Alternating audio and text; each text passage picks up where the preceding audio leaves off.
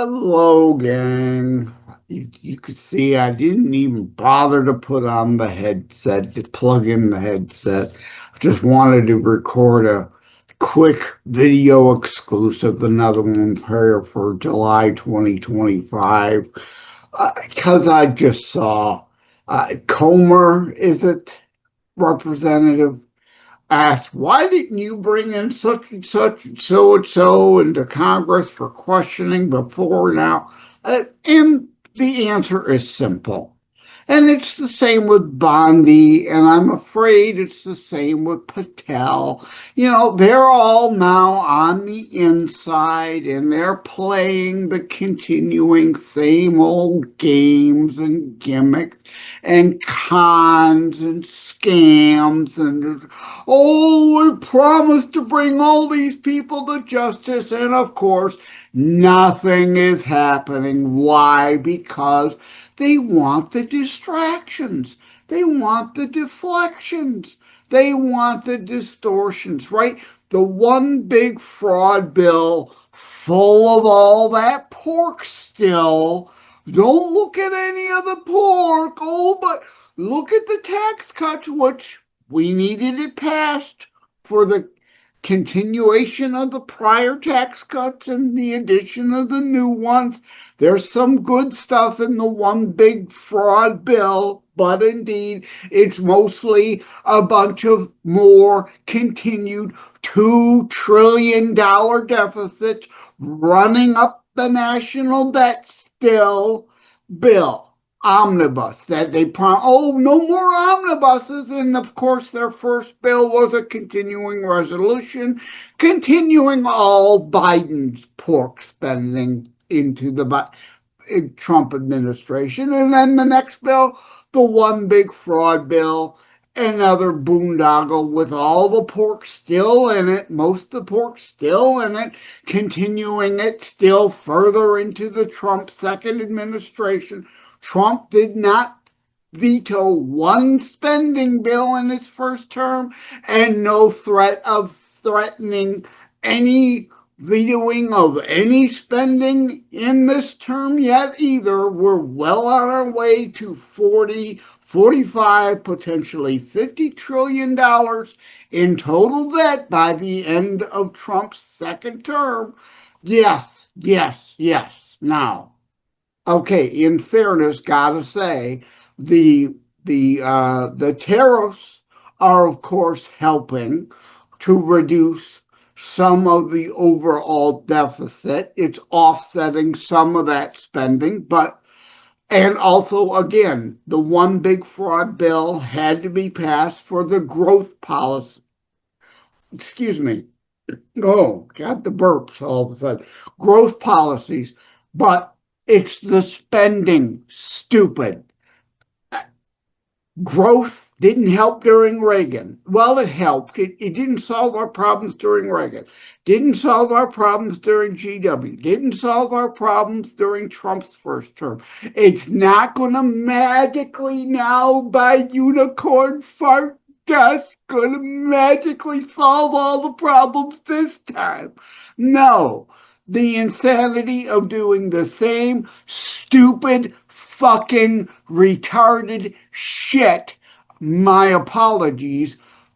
Going into Rage and Joe from Savage Unfiltered rather than my general usual G-rated stuff here on Constitutionalist politics. But doing the same thing over and over and expecting different results, not going to happen. So why didn't they bring people in? Why aren't they prosecuting people? Because they want the distraction. Don't pay attention to that stuff, the spending and stuff. We want you distracted based on this stuff. So it's the same old swamp games over and over. And look, George Santos now going to prison. Well, I was not a fan of George. I didn't support George's election. But once he got elected, once he lied his way into office, the way every single person on the left manages to lie their way into power and control, once he was actually in Congress, he upset everybody, right? Because he was then all of a sudden willing to start telling some of the truth that they didn't want spoken, both left and right. Establishment, hack, CINOs, rhinos, commie fascist sociocrats, establishment hack insiders wanted him gone because once he lied his way in, all of a sudden he didn't want to play the game and keep telling the lies they wanted him to tell. He started telling truth. So, George Santos is a mixed bag.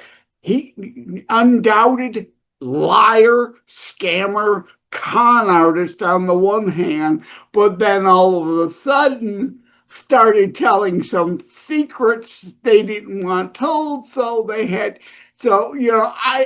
still don't know what to think of him. If he ran for Congress, if he got a pardon, and which probably not likely to happen, but if he were to get out and to run for Congress, I'd consider supporting him for Congress, despite his past. At any rate, I'm tired. I am beyond bleeping tired of the CINOs, the rhinos, every bit as bad as the leftist fascocrats, lying, cheating, stealing, playing the usual swamp games, kick the can down the road. Look at this. Look at this. We're not solving this. We're not going to give you the arrests. We're not going to give you the process. Oh, sure, like what's his name? The New Jersey senator, right?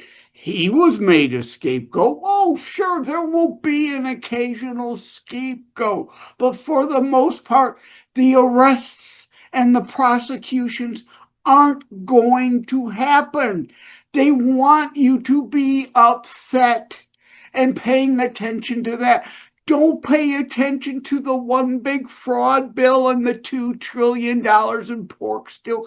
Oh, but there's one record cuts. Record cuts. Oh my God, 1.6 trillion. No, over 10 trillion. Oh, over 10 years. This Congress cannot bind the next Congress. And especially if the Democrats get elected, what little the 160 billion actual cut for the 1 year will be put right back in, and then another 160 billion to double it on top of that. There's not 1.6 trillion in cuts. And record cuts, because you've never cut anything. Previous 800 billion in cuts. Oh, whoop-de-doo. It's a rounding error. It's a fraction of the $7 trillion bogus waste, fraud, pork-filled, laden $2 trillion still deficit spending.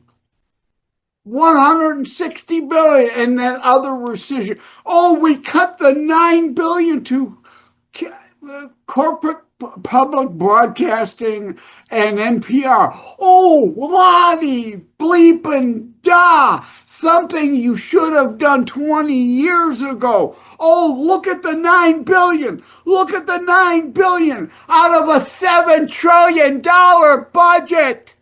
When are you people going to wake up? I have the We the People demand list, and yet still it gets little traction because you people have gone back to your couch, back to sleep, not bothering to make calls and write letters and keep the pressure on and demand they actually do things this time. No, the same old swamp games. You're back to sleep. So, sorry, yes, I'm upset at you. Not necessarily you if you're watching this. You're probably doing things. The people who need to see this and the "no, you cannot rest" message aren't going to watch this.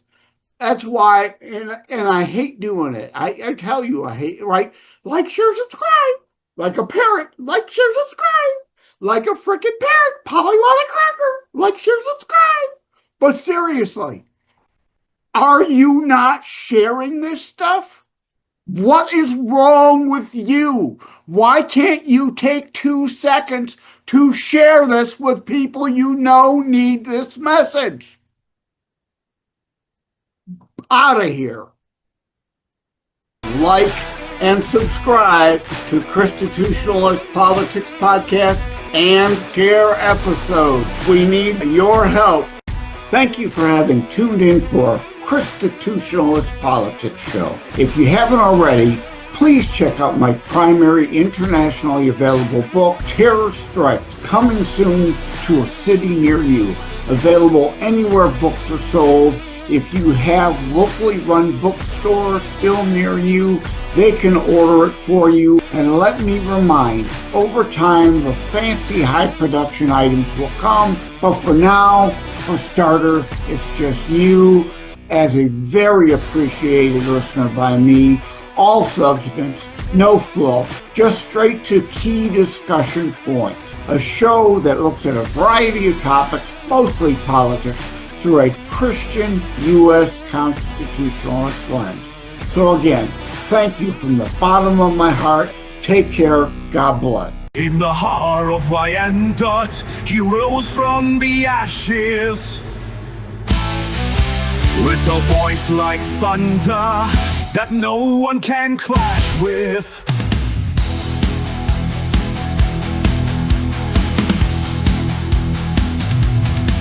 Born in the summer of '62, a warrior spirit strong and true, with a pen as his sword and ideas ablaze. In the battle for truth, he's setting the stage. Joseph Leonard, hear the call of the brave, fighting for liberty, our rights to save.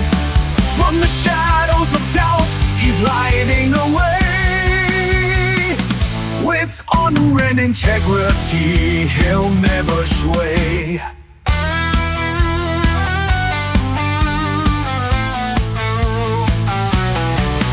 In the realm of fiction, he weaves his art, a political thriller that tears you apart. Terror strikes echo, a warning to heed. In a world of chaos, he plants the seed. Cancer came knocking, but he stood tall, a survivor spirit ready to fall. Joseph Leonard, hear the call of the brave, fighting for liberty, our rights to save. From the shadows of doubt, he's lighting the way. With honor and integrity, you'll never sway. Podcasts are rolling, his voice rings clear. In a symphony of truth we gather near. Defending the Constitution, he leads the crowd. In the name of freedom, he stands proud.